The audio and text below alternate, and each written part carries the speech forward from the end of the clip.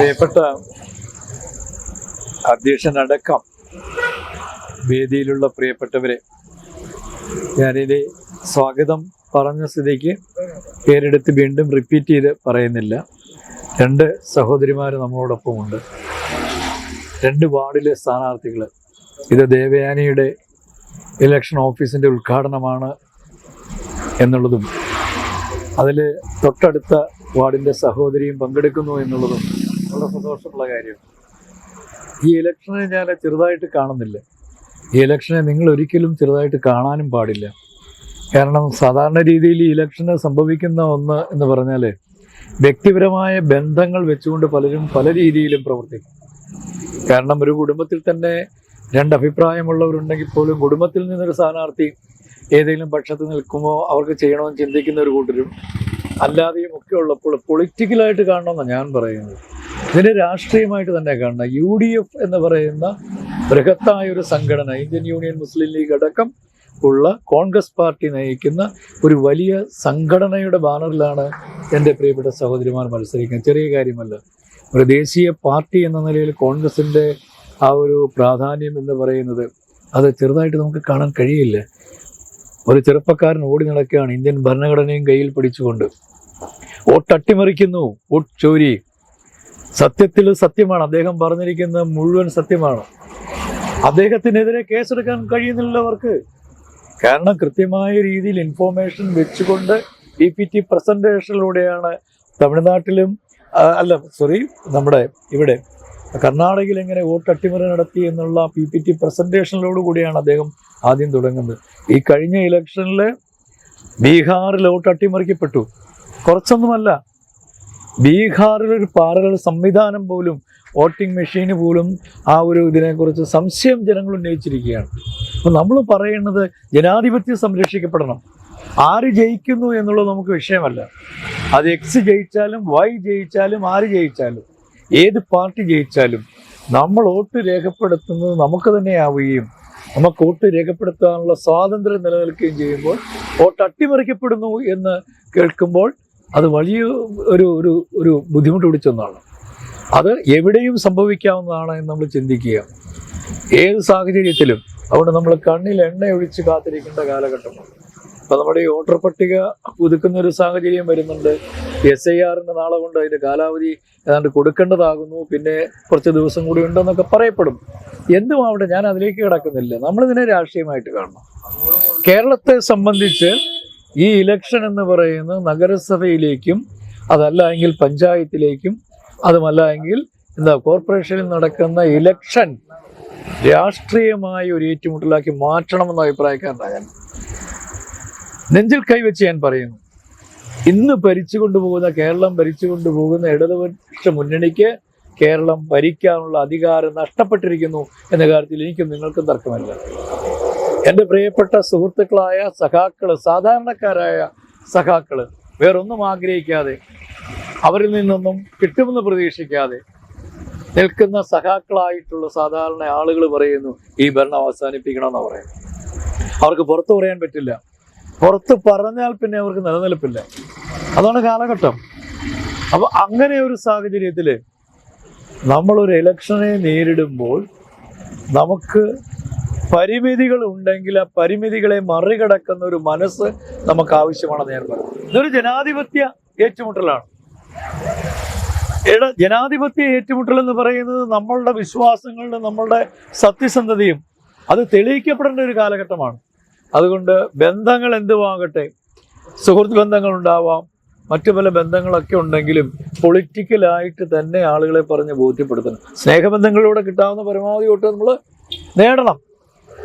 അതെല്ലാം വേണം. ഒരു 30-35% ആളുകളെ ഈ രാഷ്ട്രീയം മാത്രം നോക്കാതെ വോട്ട് ചെയ്യുന്നവരാണ് കേരളത്തിൽ. അത് നമ്മൾ മറന്നു പോകരുത്. ഇന്ന പാർട്ടിക്ക് ചെയ്തോളാം എന്നല്ല. ഇവിടെ എന്ത് കഴിഞ്ഞ അല്ലെങ്കിൽ നമ്മുടെ വാർഡിൽ എന്തൊക്കെ ഉണ്ടായി, അതല്ലെങ്കിൽ ഏതൊക്കെ കാര്യത്തിൽ നമ്മൾ കൂടെ നിൽക്കും എന്ന് ചിന്തിക്കുന്ന, നിഷ്പക്ഷമായിട്ട് ചിന്തിക്കുന്ന 35% വോട്ടുണ്ട്. അവരാണ് നമ്മളെ ജയിപ്പിക്കുന്നത്. ഞാൻ പറയാറുണ്ട് പല യോഗങ്ങളിലും. ഇപ്പോൾ 10,000 കോൺഗ്രസ്സുകാർ ചേരുന്ന ഒരു യോഗത്തിൽ കോൺഗ്രസ് അനുഭാവികൾ വന്ന് ഒരു വലിയ നേതാവ് സംസാരിച്ച് കൈയടിച്ചു പോയി. എത്ര വോട്ട് അതുകൊണ്ട് കൂടി എന്ന ചോദ്യം വളരെ പ്രധാനപ്പെട്ടതാണ്.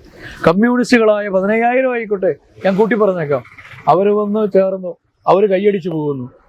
രംഗത്തോട്ടിനിറങ്ങിക്കഴിയുമ്പോൾ അതൊരു സമ്മേളനമായി മാറുന്നതല്ലാതെ പുതിയതായിട്ടൊരു വോട്ടറുടെ സ്വാധീനിക്കാൻ ആ മീറ്റിങ്ങിന് കഴിയുന്നുണ്ടോ? യങ്സ്റ്റേഴ്സിനെ സ്വാധീനിക്കാൻ കഴിയുന്നുണ്ടോ? സ്കൂൾ കുട്ടികൾ മുതലുള്ള ആളുകളെ നമ്മുടെ ഈ കോൺഗ്രസ് പ്രസ്ഥാനത്തിലേക്ക് UDF സംസ്ഥാനത്തിൽ കൊണ്ടുവരാൻ നമുക്ക് കഴിയുന്നുണ്ടോ? അതല്ലെങ്കിൽ കോളേജിൽ, ഇപ്പം ഭാരതമാതാ കോളേജിൽ ഭാരതമാക്കളിൽ 1-ാം വർഷം ചേർന്ന് കഴിഞ്ഞ് 2-ാം വർഷമാകുമ്പോൾ കുട്ടികൾക്ക് വോട്ടുണ്ട്. നമ്മളെ മനസ്സിലാക്കുന്ന സെൽഫ് ഫൈനാൻസിങ് കോളേജുകൾ എത്രയുണ്ട്? 100 കണക്കിന് കുട്ടികൾ ഇവിടെയുണ്ട്. അതിൽ എത്ര പേര് നമ്മോടൊപ്പം നിൽക്കുന്നു എന്നുള്ളതും കൂടി പരിശോധിക്കപ്പെടേണ്ടതാണ്. അതിനെന്താ വേണ്ടത്? പൊളിറ്റിക്കൽ ഒരു ചിന്ത ഉണ്ടായി പറ്റൂ. രാഷ്ട്രീയമായിട്ട് നമുക്കതിനകത്ത് തെറ്റുകുറ്റങ്ങൾക്കപ്പുറമുള്ള ഒരു ശരിപക്ഷത്തെ കണ്ടെത്തണം. യാഥാർത്ഥ്യം ഒന്ന് ആലോചിച്ച് നോക്കണം. ഒരു വലിയ ഭരണ സംവിധാനത്തിൽ പത്രമെടുത്ത് വായിച്ചു കഴിഞ്ഞാൽ നമ്മൾ കാണുന്ന ഓരോ കാര്യങ്ങളും ഞെട്ടുന്ന കാര്യങ്ങളാണ്, അല്ലേ? ശബരിമലയിലെ ഒരു വലിയ തീർത്ഥാടന കേന്ദ്രത്തിലെ പോലും ഉള്ള പ്രവർത്തനങ്ങൾ എന്തായിരുന്നു 2019 മുതലിൽ എന്ന് ജനങ്ങളിലേക്ക് എത്തിക്കൊണ്ടിരിക്കുകയാണ്. ഇതിൻ്റെയൊക്കെ പുറകിൽ വമ്പൻ സ്രാവുകളുണ്ട് എന്ന കാര്യത്തിൽ സംശയമില്ല. അത് ഭരിച്ചുകൊണ്ടിരിക്കുന്ന ആളുകളുടെ പ്രമുഖരായ ആളുകൾ ഇതിൻ്റെ പുറകിലുണ്ട് എന്ന കാര്യത്തിൽ എനിക്കും നിങ്ങൾക്കും സംശയമില്ല. അത് സത്യമല്ലേ? ഈ സത്യം തുറന്നു പറയുന്നതുകൊണ്ട് എന്താ തെറ്റ്? സത്യം തുറന്നു പറയാനുള്ളതാ. My life is my message എന്ന് പറഞ്ഞ്, എൻ്റെ ജീവിതമാണ് എൻ്റെ സന്ദേശമെന്ന് പറഞ്ഞ് നമ്മുടെ മുന്നിലൂടെ കടന്നുപോയ അർത്ഥനഗ്നനായ ഒരു ഫക്കീറുണ്ട്, മഹാത്മാഗാന്ധി, ഇന്ത്യയുടെ രാഷ്ട്രപിതാവ്. അദ്ദേഹം ഇന്ത്യ മുഴുവൻ സഞ്ചരിച്ചതിന് ശേഷം തൻ്റെ ജനങ്ങളുടെ ഇല്ലായ്മയും വല്ലായ്മയും കണ്ട് ജനങ്ങൾക്ക് വേണ്ടി ജീവിതം ഒഴിഞ്ഞു വെച്ചൊരു മഹാപുരുഷന്റെ കാൽപാദങ്ങളെ പിന്തുടർന്നുകൊണ്ടാണ് കോൺഗ്രസ് പാർട്ടി മുന്നോട്ട് പോകുന്നത്. അല്ലെങ്കിൽ ഒരു UDF സംവിധാനത്തിൽ നമ്മൾ മുന്നോട്ട് പോകുന്നത് എന്ന് നമ്മൾ മറന്നു പോകരുത്. ഇന്ത്യക്കൊരു പാരമ്പര്യമുണ്ട്. We the people of India. നമ്മൾ ഭരണഘടനയിൽ ഏതാ പറയുന്നത്? വിശ്വാസിക്കും അവിശ്വാസിക്കും ഒരേപോലെ സ്ഥാനമുണ്ട്. ഏത് ആളിനും സ്ത്രീക്കും പുരുഷനും തുല്യ നീതിശാസ്ത്രമാണ് ഇത് പറയുന്നത്. അങ്ങനെയുള്ളൊരു വലിയ ഭരണഘടന തന്നെയാണ് നമ്മുടെ മുന്നിലുള്ളത് എങ്കിൽ ആ ഭരണഘടനയുടെ ചെറിയ കോപ്പിയുമായി ഒരു മനുഷ്യൻ ഇന്ന് ഇന്ത്യയിലൂടെ സഞ്ചരിക്കുകയാണ്. തട്ടിമറിക്കപ്പെടുന്നു എന്നാണ് പറയുന്നത്. അത് ശ്രദ്ധിക്കപ്പെടണ്ടേ? അതിൻ്റെ ആദ്യപടിയായിട്ട് ചെയ്തത് എന്താ? ദീർഘമായിട്ട് ഞാൻ പറഞ്ഞു. ആദ്യപടിയായിട്ട് ചെയ്തത്, അതായത് ഇലക്ഷൻ കമ്മീഷണറെ നിയമിക്കുമ്പോൾ ഇലക്ഷൻ കമ്മിറ്റിയിലെ മറ്റ് 2 പേരെ നിയമിക്കുമ്പോൾ അതിൽ 3 അംഗങ്ങൾ ഉണ്ടായിരിക്കണം എന്നാണ് നിയമം. ഈ കഴിഞ്ഞ ഇടവരെ ആരൊക്കെയായിരുന്നു? ചീഫ് ജസ്റ്റിസ് ഓഫ് ഇന്ത്യ, ഇന്ത്യയുടെ ചീഫ് ജസ്റ്റിസ്, ഇന്ത്യയുടെ പ്രധാനമന്ത്രി, ഇന്ത്യയുടെ പ്രതിപക്ഷ നേതാവ്. ഇപ്പോൾ അത് എങ്ങനെയാക്കി? ഒരു നിയമത്തിലൂടെ പാർലമെന്റിൽ പാസ്സാക്കി ചീഫ് ജസ്റ്റിസ് ഓഫ് ഇന്ത്യ ഇതിൽ നിന്ന് എടുത്തു കളഞ്ഞു. പ്രധാനമന്ത്രി നിർദ്ദേശിക്കുന്ന മറ്റൊരാളും എന്ന് പറഞ്ഞാൽ പ്രതിപക്ഷ നേതാവ്, പ്രധാനമന്ത്രിയും പ്രധാനമന്ത്രിയുടെ കിങ്കരനും കൂടി ഇരിക്കുന്ന 3 അംഗത്തില് അവർ 2 പേരെടുക്കുന്ന തീരുമാനം ഭൂരിപക്ഷ തീരുമാനമായി മാറുക. ഈ അട്ടിമറിക്കാൻ വേണ്ടിയാണ് ചീഫ് ജസ്റ്റിസിനെ അവിടെ നിന്ന് മാറ്റിയെന്ന് ഓർക്കണം. നമ്മൾ ചെറുതായിട്ട് കാണണം, ഒരു രാജ്യത്ത്, ഒരു ജനാധിപത്യ രാജ്യത്ത് ചീഫ് ജസ്റ്റിസിനെ മാറ്റിയിട്ട് അല്ലെങ്കിൽ പ്രധാനമന്ത്രി പറയുന്ന ആളിനെ ഇവിടെ നിയമിക്കുക എന്നൊക്കെ പറയുമ്പോൾ ഇത് ചെറിയ കാര്യമായിട്ട് നമ്മളിങ്ങനെ ഇവിടെയല്ലല്ലോ. പണ്ടെന്തെങ്കിലും വിഷയം ഉണ്ടാക്കി നമ്മൾ പറയും അത് ഉത്തരേന്ത്യയിലല്ലേ, അല്ലെങ്കിൽ അമേരിക്കയിലല്ലേ എന്ന് പറയും. അമേരിക്കയിൽ ഒരു പ്രശ്നം ഉണ്ടായാലും, ഡൽഹിയിൽ ഒരു പ്രശ്നം ഉണ്ടായാലും, ബീഹാറിൽ ഒരു പ്രശ്നം ഉണ്ടായാലും ഒരു തീരുമാനം പാർലമെന്റ് പാസ്സാക്കിയവരും അതിൻ്റെ ആഫ്റ്റർ എഫക്റ്റ് ഈ കൊച്ചു കേരളത്തിലെ എന്നെയും നിങ്ങളെയും ബാധിക്കുമെന്ന് കൂടെ മനസ്സിലാക്കണം. നമ്മൾ തിരിച്ചറിഞ്ഞേ പറ്റൂ. ഇതാണ് യാഥാർത്ഥ്യം. അതുകൊണ്ടാണ് ഞാൻ പറയുന്നത്, ആ ഒരു സാഹചര്യം നിലനിൽക്കുമ്പോൾ ഇത് രാഷ്ട്രീയ പോരാട്ടമായിട്ട് തന്നെ കാണണം. എനിക്ക് നിങ്ങൾ 2 പേരോടും പറയാനുള്ളത്, പരമാവധി ആളുകളെ പരമാവധി പ്രാവശ്യം കാണും. നിങ്ങളുടെ കയ്യിൽ ഒരു ഡയറി ഉണ്ടാവണം. ഒരു വീട്ടിൽ ചെന്ന് കഴിയുമ്പോൾ അവിടെ വീട് അടഞ്ഞു കിടക്കുന്നു, ആരുമില്ല, ശരി അവിടെ ആരുമില്ല, വീണ്ടും പോകണമെന്ന് നോട്ട് ചെയ്യണം. വേറൊരു വീട്ടിൽ ചെന്നപ്പം 5 വോട്ടർമാരുള്ളതിൽ 2 പേര് ജോലിക്ക് പോയിട്ട് 3 പേരുണ്ട്. 3 പേരെ കാണാൻ 2 പേരുടെ നമ്പറെങ്കിലും വാങ്ങിച്ചു വെച്ചിട്ട് ആ ഫോൺ നമ്പർ തരാമെന്ന് ചോദിക്കണം. ഇന്ന സ്ഥലത്ത് അവരെ കാണാനുണ്ട്. ഇങ്ങനെ എഴുതി പോകണം. എന്നിട്ട് വൈകിട്ട് ഒരു സമയം വെച്ച് 10 മണി വരെയൊക്കെ നമുക്ക് വിളിക്കാം. അത് കഴിഞ്ഞ് ആരെയും വിളിക്കണ്ട, എല്ലാവരും കിടന്നു. 10 മണി വരെയൊക്കെയുള്ള സമയത്ത് ഈ വീട്ടിലെ നമ്പറുള്ള ആളുകളെ, ഞാൻ വീട്ടിൽ വന്നിരുന്നു, നിങ്ങളെ കാണാൻ കഴിഞ്ഞില്ല, എന്നെ സഹായിക്കണം, ഞാൻ ഇന്നയാളാണ്, ഞാൻ ഇനിയും വന്ന് കണ്ടുകൊള്ളാം, മതി.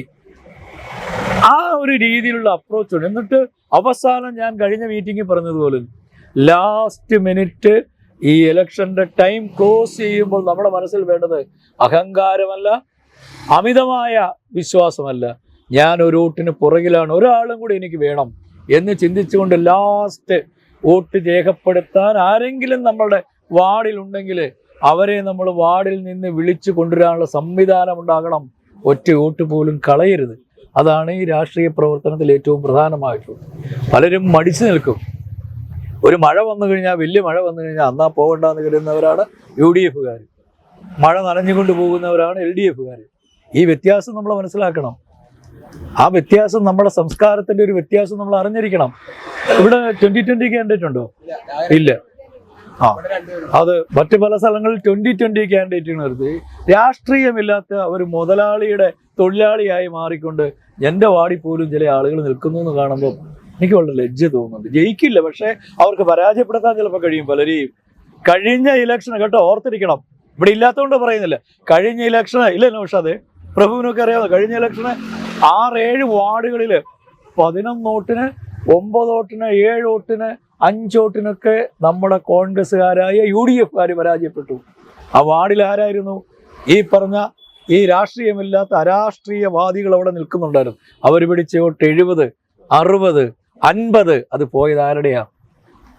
കോൺഗ്രസിന്റെ വോട്ടാ പോയത്. ഞാൻ അന്നും ഇലക്ഷൻ കമ്മീഷന്റെ ചെയർമാനായിട്ട്, നമ്മുടെ ഈ കമ്മിറ്റിയുടെ ചെയർമാനായിട്ട് നിന്ന ആളാണ്. ഭയങ്കര കണ്ണിലൂടെ കണ്ണീര് വന്നു. അവസാനം സ്വതന്ത്രരായി നിന്ന് ജയിച്ച ആളുകളെ ചെന്ന് രാത്രിക്കിരായെ കണ്ട് സഹായിക്കണമെന്ന് പറഞ്ഞിട്ട് ആണ് 26 പേരുടെ ഭൂരിപക്ഷം വന്ന് നമുക്ക് ആദ്യത്തെ ഇതിൽ അവിടെ നേടിയിട്ട്, പിന്നീട് പല പ്രശ്നങ്ങളൊക്കെ വന്നു, പലരും പോയി. അതൊക്കെ അങ്ങനെ നിൽക്കട്ടെ. ആ ഗതികേട് ഉണ്ടാകാതെ ജയിച്ചേ പറ്റൂ. നമുക്ക് ജയിച്ചേ പറ്റൂ. അത് നമ്മുടെ ഒഫീഷ്യൽ കാൻഡിഡേറ്റ്സ് ജയിച്ചു വന്ന് സ്വതന്ത്രരായിട്ട് ആരെങ്കിലും നിൽക്കേണ്ട, അവരുടെ സഹായമില്ലാതെ നമുക്ക് ഭരണ സംവിധാനത്തേക്ക് വരാൻ കഴിയുന്ന രീതിയിൽ വിജയിച്ചേ പറ്റൂ എന്ന് വിശ്വസിക്കുന്ന ആളാണ്. അതുകൊണ്ട് ആരോടെങ്കിലും വിരോധമുണ്ടോ? ഇപ്പം നിങ്ങൾ പോയി കഴിയുമ്പോൾ നിങ്ങളുടെ സുഹൃത്തുക്കളായിരിക്കും LDF-ന്റെ സ്ഥാനാർത്ഥികളടക്കം വരുന്നത്. ഒരു ക്ഷയിക്കാനടുത്ത് വിശേഷമൊന്നുമില്ല, എങ്ങനെ പോകുന്നു എന്ന് ചോദിച്ച് അവർ നമ്മളെ ഉപദ്രവിച്ചിട്ടുണ്ട്. അവർ ചിലവ് അവരെ കാണുമ്പോൾ ഹലോ എന്ന് പറയാൻ കഴിയണം. അതാണ് മനസ്സിൻ്റെ വികാസം. നമ്മൾ ഈ വൈരാഗ്യം മനസ്സിൽ വെച്ചുകൊണ്ട് ഒരു ഇലക്ഷൻ രംഗത്ത് ഒരു കാൻഡിഡേറ്റിന് പ്രവർത്തിക്കാൻ കഴിയില്ല. അപ്പം നമ്മളെപ്പോഴും സുസ്മേരവദനയായി സന്തോഷത്തോടു കൂടി ജയിക്കുമെന്ന ആത്മവിശ്വാസത്തോടു കൂടി ഒരു പ്രാർത്ഥനയോടുകൂടി വേണം നമ്മൾ ഇവരെ പോയി കാണാൻ. ചിലരുടെ മുഖഭാവം നമുക്ക് അരോചകമായിട്ട് തോന്നാം, പക്ഷേ അതൊന്നും നോക്കണ്ട, വീണ്ടും കാണണം, സഹായിക്കണം കേട്ടോ എന്ന് പറയണം. ആ മുഖഭാവത്തിലൊന്നും നമ്മൾ പിന്മാറുകയല്ല വേണ്ടത്. മുന്നോട്ടുള്ള യാത്രയിൽ എല്ലാവരെയും കണ്ടും കേട്ടും അപ്രോച്ച് ചെയ്തും നമ്മൾ മുന്നോട്ട് പോകണം. ജയിക്കുക എന്നുള്ളതായിരിക്കണം ലക്ഷ്യം.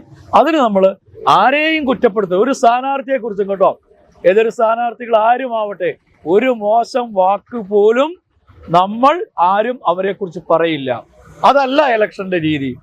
ഇവിടെ രാഷ്ട്രീയമായിട്ട് കാര്യങ്ങൾ പറയണം. ജനങ്ങൾക്കറിയാം എന്താണ് വേണ്ടത്, ഈ നാടിന് വേണ്ടതെന്നുള്ളത്. ഇത് നിയമസഭാ ഇലക്ഷന്റെ മുന്നോടിയായിട്ട് നടക്കുന്ന ഒരു ഇലക്ഷനാണ്. ഇതിൽ നമ്മൾ പരാജയപ്പെട്ടാൽ ഇടതുപക്ഷത്തിനെ സംബന്ധിച്ച് അവർക്ക് വലിയ വിജയമായി മാറുമെന്ന് ഓർക്കണം. അവരിതാണ് ബേസായിട്ട് എടുക്കാൻ പോകുന്നത്. നിയമസഭാ ഇലക്ഷൻ വരുമ്പോൾ ഞങ്ങൾ ഇത്ര സ്ഥലത്ത് ജയിച്ചു, ഞങ്ങൾക്ക് ഇത്ര വോട്ടുണ്ട് എന്നൊക്കെ പറയും. പക്ഷേ ഇത് തമ്മിൽ വ്യത്യാസമില്ല. ഉണ്ട്, ഒരുപാട് നിയമസഭാ ഇലക്ഷൻ ഇത് തമ്മിൽ ഇത് വ്യക്തിബന്ധങ്ങളോട് ചേർന്നാണ്. പക്ഷേ നമ്മളുടെ വ്യക്തിബന്ധങ്ങളിൽ നിന്ന് പലർക്കും ഒക്കെ വോട്ട് കൊടുത്തു പോകും ചിലരൊക്കെ. അത് തടയിട്ട് തന്നെ നിർത്തണം. അതിനുവേണ്ടിയാണ് ഞാൻ ഇത്രയും വിശദമായിട്ട് പറഞ്ഞ്, ദീർഘമായിട്ട് ഞാൻ ഒന്നും പറയുന്നില്ല. ഇത്രയും പറഞ്ഞത് എൻ്റെ മനസ്സിൽ ഉള്ള കാര്യങ്ങളാണ്. നന്മ ഉണ്ടാകട്ടെ എന്ന് ഞാൻ ആഗ്രഹിക്കുന്നു, പ്രാർത്ഥിക്കുന്നു.